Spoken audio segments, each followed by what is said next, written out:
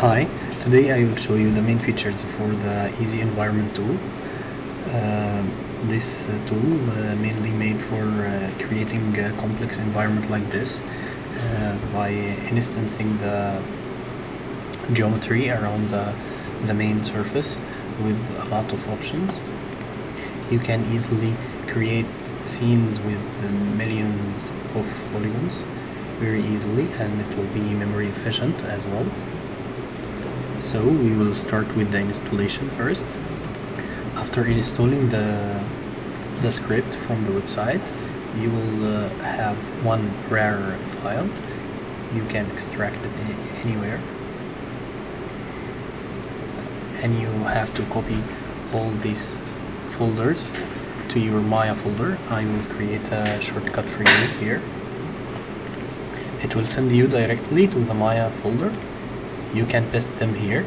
Okay, I already have them. And then you have to drag this install file here.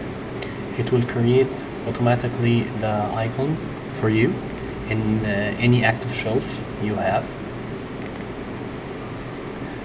Then when you launch the script, it will be loaded here. So you will start with picking your ground geometry and select it here. We can start very simply with these two arrows to clarify all these options, and we will start to the complex things like these trees and grass right here. Okay, so I will isolate them to work just with these three things. Okay, first you have to select your ground. Second, you have to put all your geometries you want to scatter here. Okay, and then you can make everything neat by typing the name of this scatter system, because this tool allows you to make multiple systems at one scene. So I am highly recommend to rename everything correctly. So you have to type the name of the system here, and we can call it test right now. Okay, and the basic parameters is already set up for you for very simple thing. You can use this translate options to randomly scatter the object over the surface, and the rotation values you have to type it here, and it will random use from 0 to any number you type here. And you can use align to surface option. It will align this on this surface, and random the y-axis, just the y-axis. And this is the scaling attributes. You can use non-uniform random scale or uniform random. Okay, and this is the type of the scattering. You have two types right now. First one, it will scatter around the surface itself, and the second one will just restrict this arrows on the pixel vertices itself. And this is the level of detail of the final output to your viewport. Of course, the render will be the geometry itself, and this is the execute button. Okay, after pressing this execute button, it will calculate where it should put this arrows along the surface. Okay, this is a number of geometry you can put here, and you can update the settings. You don't have to recreate the system. If you have just one or two attributes you want to update, you can use this update settings.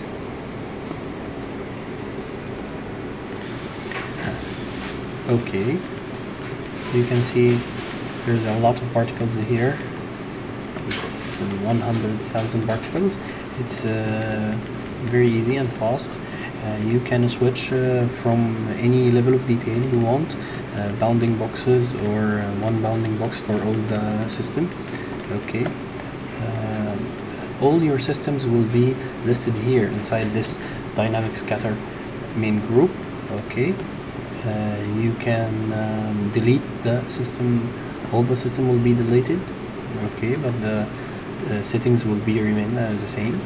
Okay, we can use another options here, very good options, trimming from top and trimming from bottom. The script will already calculate the highest point on your selected ground and the lowest point. Okay, and it will list it here. This is the highest point and this is the lowest point, because if you have rocks or grass and you didn't want to have the grass under the water surface, you can specify the water level here, the world water level. It's 10. Okay, and if you execute the system again, it will just emit this objects to this level. Anything under this level will be deleted. Okay,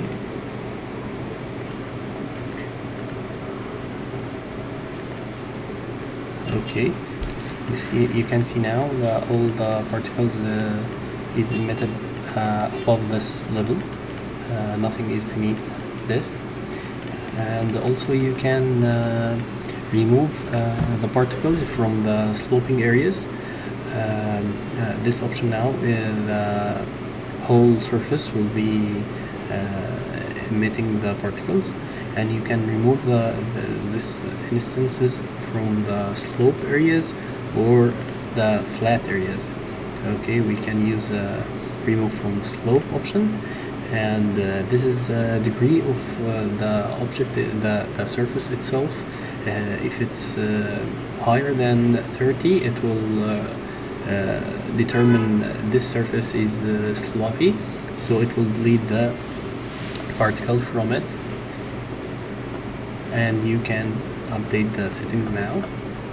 Okay, and you can see now the particles is just emitted from the flat areas, or the areas is lower than 30 degrees angle. The script will going to emit the particles until it can get your density or the count number, and the final number of the particles will be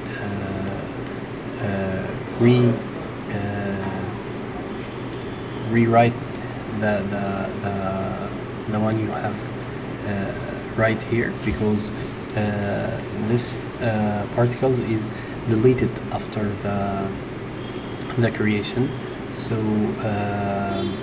the number here will be lower than the number you have right before. And you can see exactly where the particles, and just by a few clicks you can get the look you need without any hesitating with a lot of technical parameters and technical expressions. You can just focus on the creativity and how the scene look good. Then we can talk about the texture emission. The texture and the camera option is very useful tools for creating very custom environments. You can specify any texture, black and white texture. It will restrict the particle inside the texture itself. If you have a logo or something, you can use it. Or if you want the particle to be emitted from very specific areas, you can specify that with the texture. Okay, we can use the 3D paint tool there's a very small trick you can use to leaving your complex network and your custom shader, not the Maya standard shader.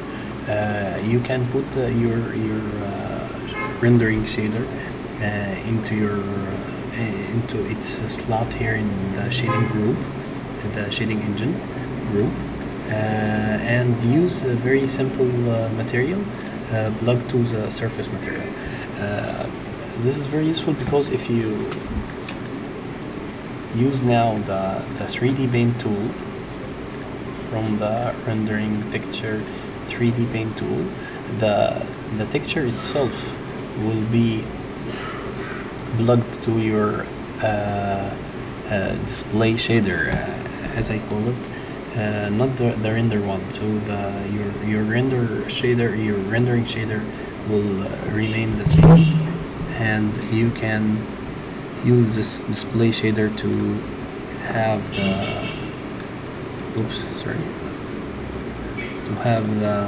the texture assigned to it.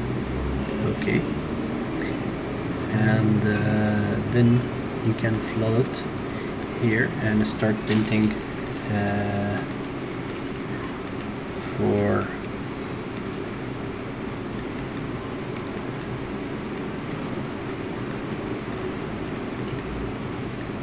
painting the areas you want the particle to be emitted, because maybe all this area will be hidden, so you didn't want to waste all your memory in this area. Okay,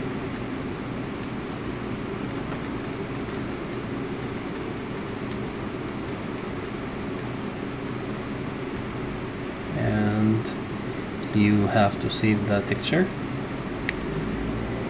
And also I'm highly recommend to name everything. Maybe this is grass, this emission texture. Okay,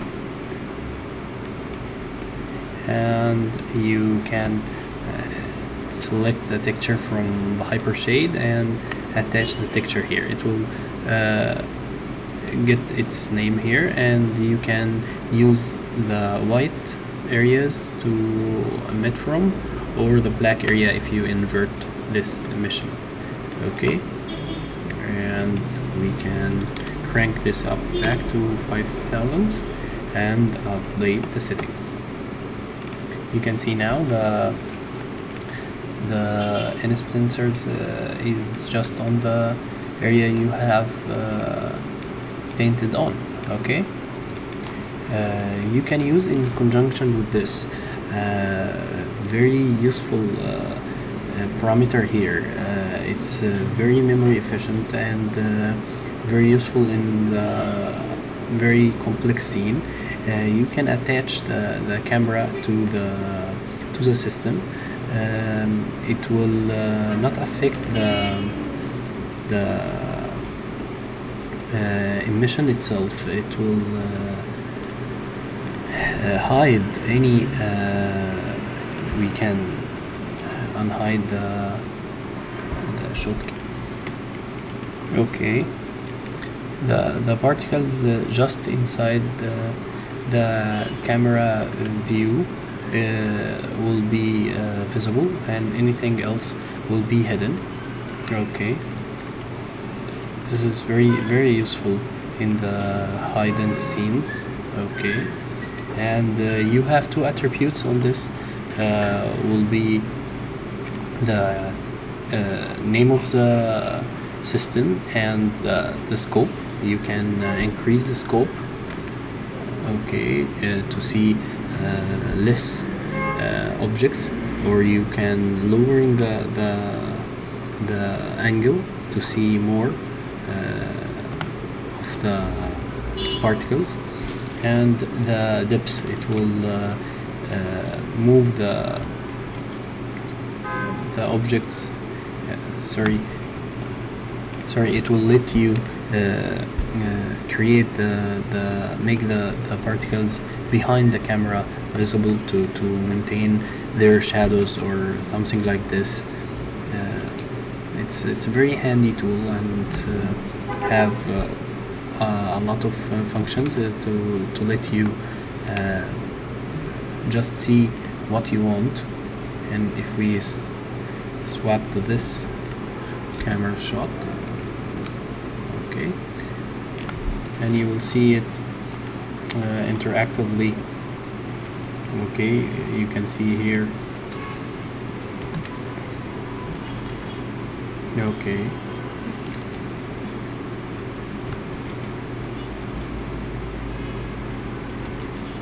okay, it's very easy, and I let the script make a separate parameter for every single system here, because it's much easier to if you have very far objects, and you can make them be visible at just the edge of the camera view. And if you have very close geometries, you can expand it a bit to have their shadows and everything look correct, and you didn't see any pop up in your scene for the shadows or reflections or anything like this. So you can extend this from these options here. Okay, and at any time you can detach this camera from here. Okay, it will make all the particles visible back. Then we can see the vertex mode here, and we can use it with update setting. It will ask you if you want to convert from surface to vertex mode. The system will be deleted and oh, sorry for this, and recreate the game. This is why, because if you connect anything with the system or do anything like this, it's just let you know the whole system will be deleted and recreated again. The vertex mode, it's not working with the texture emission. It just uses the vertex position to emit the particles for the whole of the scene, but the attitude and anything else can be used in conjunction with this, not the texture emission. Okay, maybe in the next update I will make this update, and then we can move on to the next option. You have create initial state for the for your object. You can remove this initial state. The script will do it by itself when you use execute or use settings. Initial state will be created for you, but if you want to make it manually or use it for another dynamic system, you can create or remove the initial state from here. And you have delete selected particles. If you have some particles you want to delete, or you don't like these arrows or trees from here, you can select the particle itself from this group and switch to particle mode and select these particle and delete the selected particles. Okay, then create the initial state and you will see them removed very easily. You can do this for anything you want to delete, like this, and delete selected particle, create initial state. Okay, you will have them removed. Okay, we can delete the this system and move to the next options here. You have this general tools. It lets you prepare your dynamics objects itself to be very easy to use in the scatter system. I will show you now. Okay, let's show the tree groups here.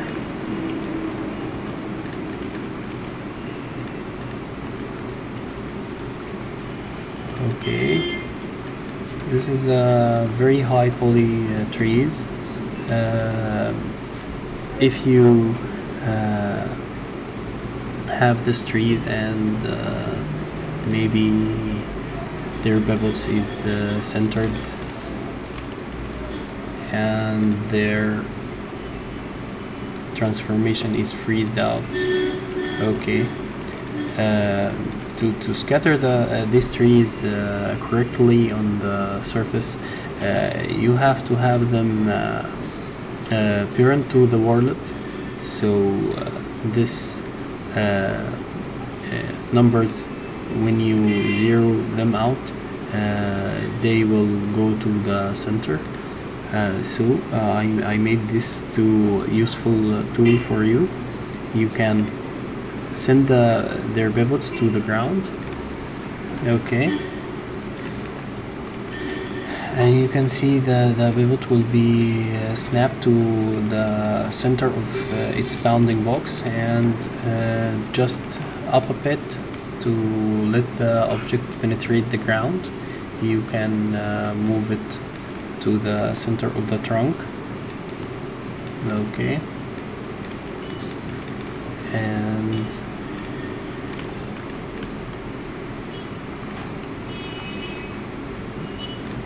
and you can parent them to world, so you will regain the values here.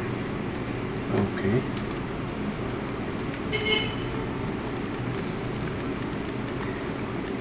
okay, very nice.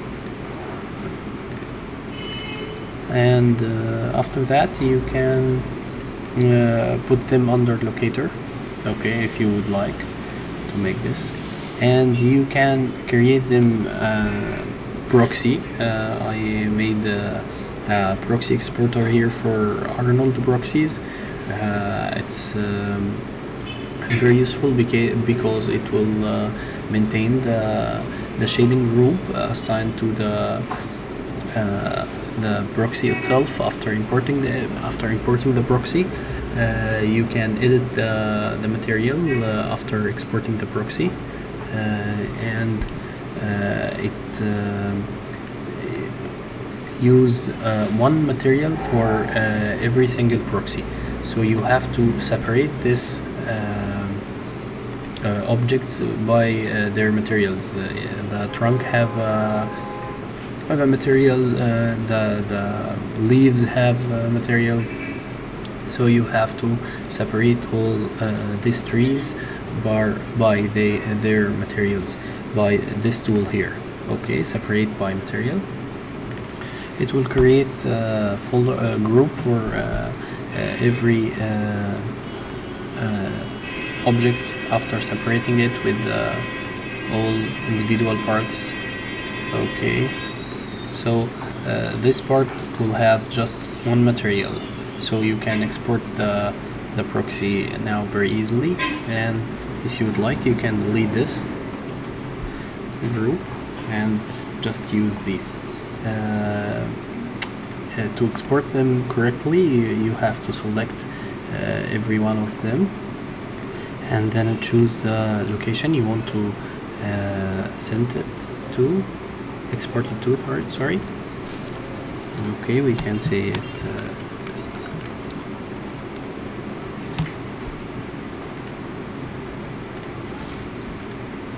Easy environment.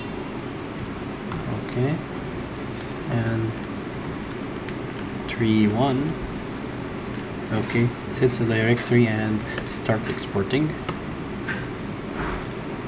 it will export them and import them again and assign every shader for every part. We can see the hypershade now for this. Okay, the proxy itself has the material assigned to it, so you can edit the material after creating the proxy. The standard exporting method, it just export the material embedded with the stand-in, the proxy, so you can't access the material after exporting the stand-in object. So the tool maintain the material.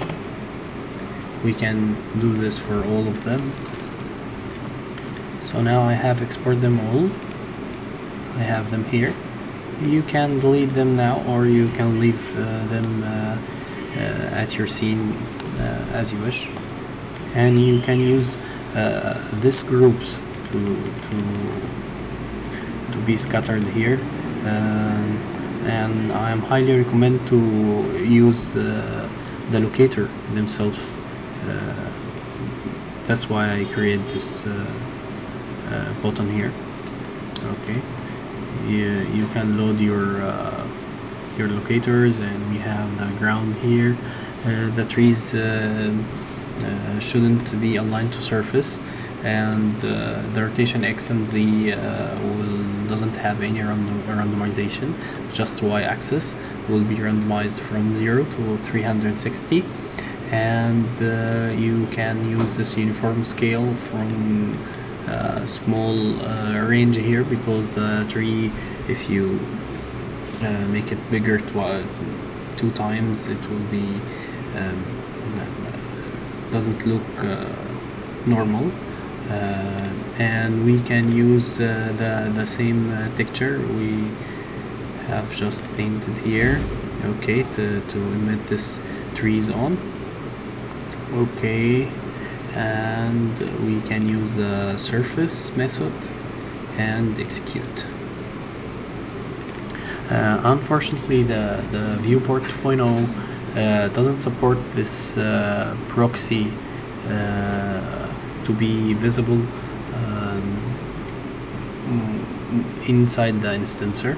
Okay, if you use legacy one, you will see them. Okay, 1003 is too much for this small area, but I think it will look nice.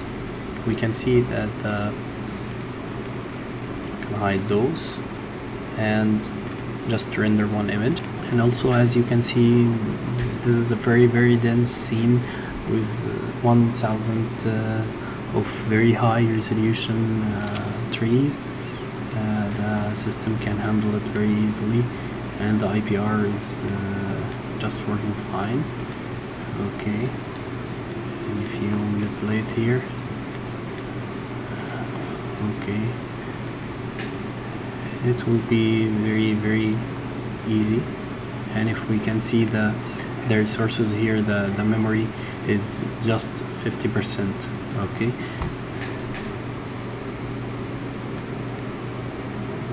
okay, the memory is still very good.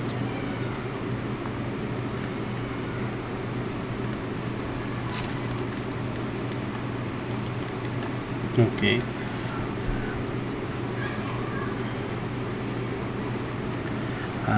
I hope you like this tool, and I'm working with updates.